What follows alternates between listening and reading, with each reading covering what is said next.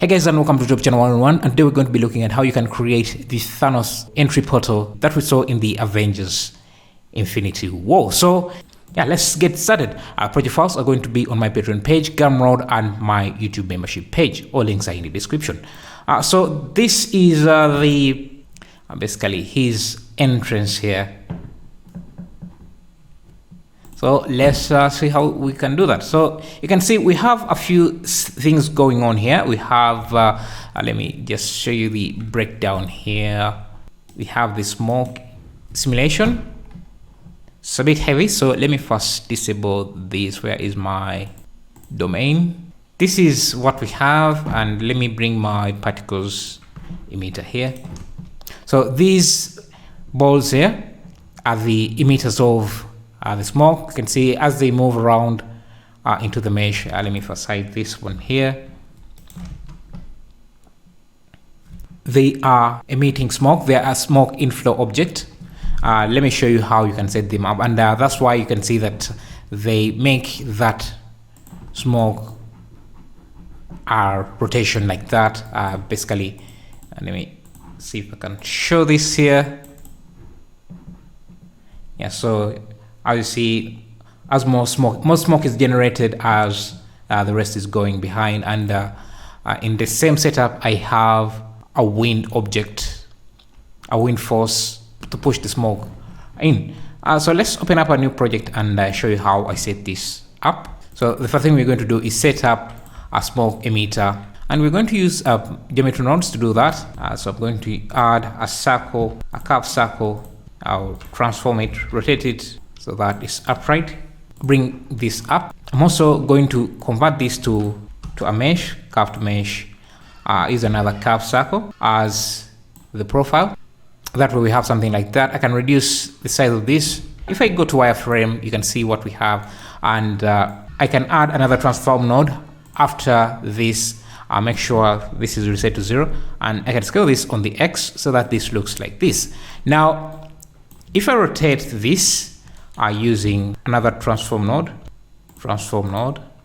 if I rotate, if I rotate this on the X, you can see I have basically add this motion, making a circular motion around this, and I can turn these to points, mesh to points, and I'm going to use a driver here to animate this rotation. So frame divided by 30, that gives us that rotation, and I can instance on points. And what I want to instance, let me just use a cube, a mesh cube, and randomize the scale of this, and add a subdivision surface to make this look smooth.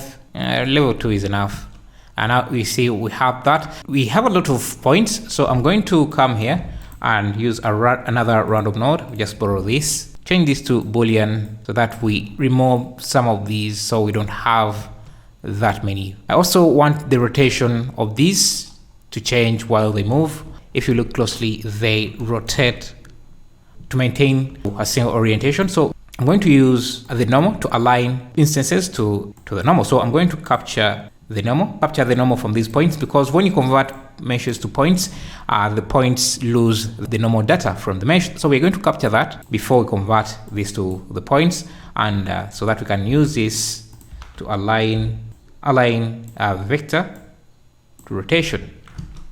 Now, we get that nice rotation. So if you want this to go faster, you just have to divide this by a lower number, and that would give you that. We can realize the geometry so that it's able to instance smoke or emit smoke. I'm going to come here, and let me also use a set shade smooth for this to look smooth. And now I can give this a fluid simulation, a fluid type, flow, and the flow behavior should be inflow.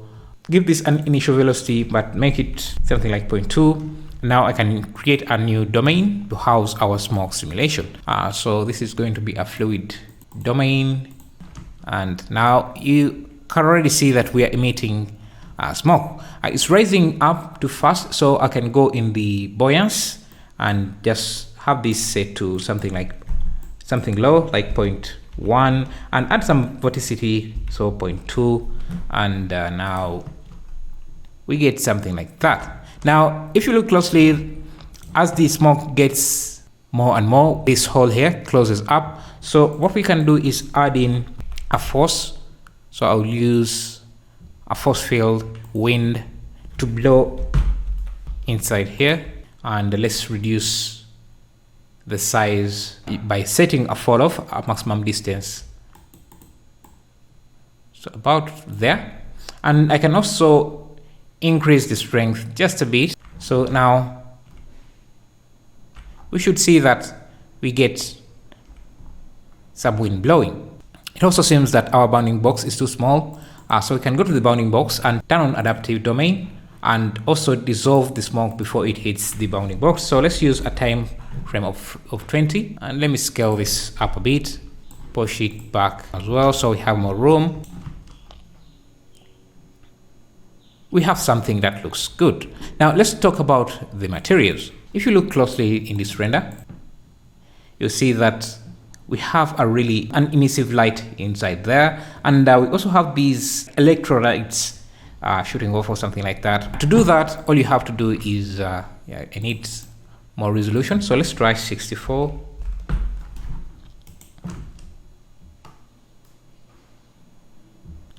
I'm going to first hide this and select my domain, go to shading and give this a volumetric shader, principal volume.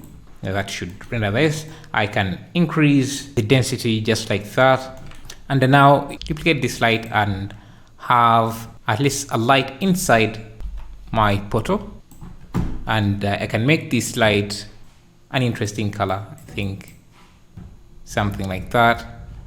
And I can select the domain. I can use the volume info, grab the density and plug it into the strength, and use a color ramp because we want to add some effects onto this. So I'm going to change the color of this to let's try that.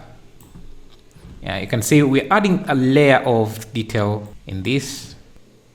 Actually, let's use this here and grab the density and plug it into the strength, and use a math node with the operation of multiply to increase the strength of this, so we can make this more interesting. So now we can add in some colors.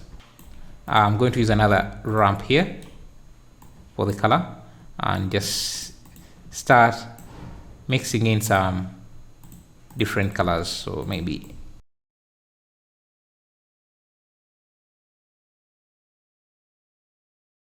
let's go back to the original project and look at what other effects I added.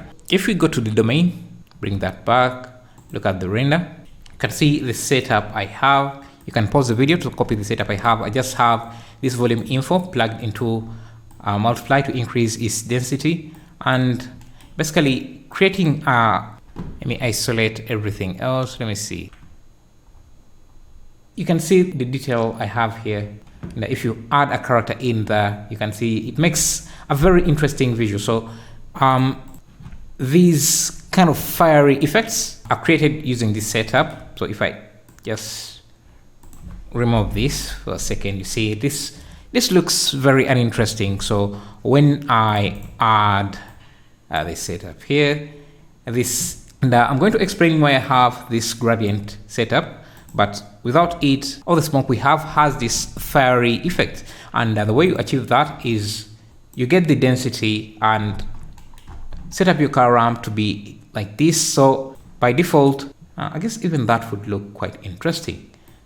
If you have a dark note at the end here, it cuts off some of the detail. And let me show you. So without that dark note, everything looks just like that. It's like you're rendering smoke as smoke. But when you add another note in the dark, black note here, it starts to look like fire. It makes it look more interesting. You can play around with how much detail you want in there. Here, I'm using this multiply to make this even more powerful. Let me just connect this here. Yeah, you can see you can make it more powerful or brighter. And the reason I'm using this gradient is I didn't want this to be at the tail. Let's see, actually, let me see how that looks if I just add. Yeah, so this ramp is just adding color and this looks good, but it's too much. Adding this ramp here masks off the back side so that we can see the smoke. But I think I like the tail end to have some bit of color like we have here. The way I set up this mask is I'm using a gradient texture running from the beginning of the portal to the end, and you can use the ramp to control the scale, and then plug that and multiply. If I multiply it to the old results, you can see then the rest of this gets masked out. If I add a node,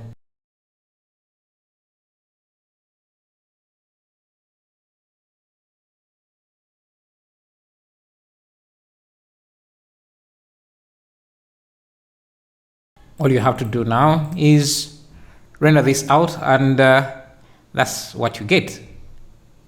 Let me show you some of the test renders I have. So that was test 1. Yeah, there was also that.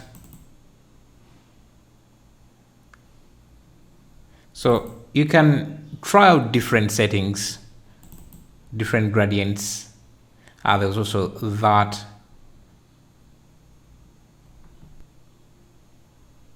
There's also that. This even shows you a close-up.